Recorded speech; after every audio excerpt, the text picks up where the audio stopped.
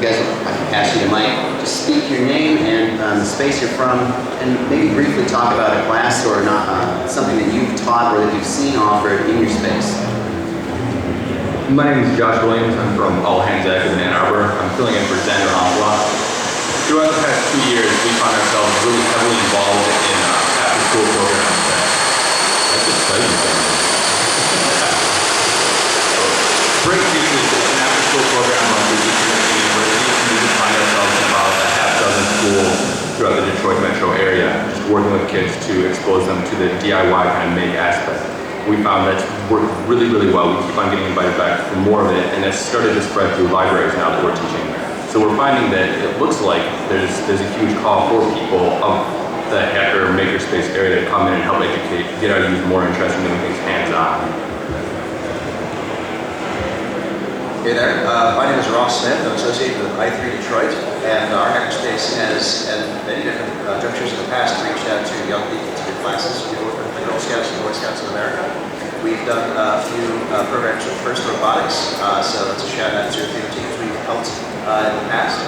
And we do a number of classes for adults as well, so people who want to work on their skills for, say, welding or working in a machine shop or carpentry, tooling skills and abilities in electronics. We do classes on a routine basis in all of those areas in our hackerspace. Learning is a gigantic part of what we do. I think everyone would agree about that. And the demand for young people in hackerspaces has never been greater. Just yesterday, I was approached by someone at Faire, Detroit, saying, my son is a really bright kid, and he's running out of things to do. He's done his homework immediately at the end of the night, and he just laughs for a place to spend his brain. Can I get him to a hackerspace?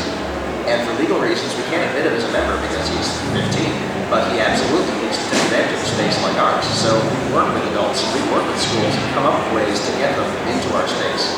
I honestly see that as one of the most important things that a hackerspace can do for their community is open that space up for the kids whose futures are going to be shaped by what they do in space. Hello, I'm Jason Gessner, one of the members in Milwaukee Makerspace. We're at, I think, a little bit of a different part in our timeline education-wise. We've had a location since the beginning of this year, and we're still sort of getting everything settled. We've really focused so far on sort of education of the members, and there's a lot of cross-pollination of skills and sort of training there. And we've just started in the last couple of months to have regular demos and sort of like instructional nights in one of our open weekly meetings. And you know, we're still sort of evolving what our process is, what our relationship is to other groups in Milwaukee. But you know, similar, we struggle with some of the same issues about how do we actually interact with younger people in a space filled with very, very dangerous machines. You know, from insurance reasons and just general safety and common sense reasons.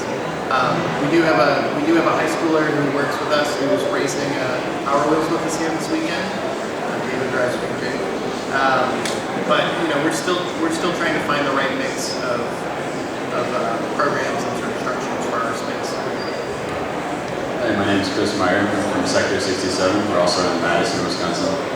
We just got started about a year ago, just shortly after this Maker Faire actually rented the building and kind of expanded out. But the kind of education models kind of follow a lot of that. It's been really interesting getting going. I had recently graduated from college, and so it's really close to the educational aspect of that and seeing, you know, going through and getting a degree in mechanical engineering, but not really getting into that hands-on experience except for outside of the class. And kind of going out of my way to have to learn those things, I realized that there's a lot of other people that are interested in those things, and that's part of the motivation for starting this space. So kind of in that aspect, I kind of used the idea of let's just do hands-on classes, let's do them for 2 hours a night, do them one day, and that's it. And if you want to take a series, that's up to you to decide.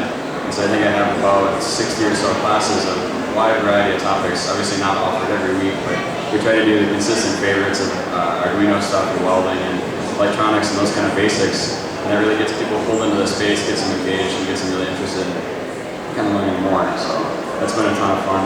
We've also got a group of homeschool kids that stops by.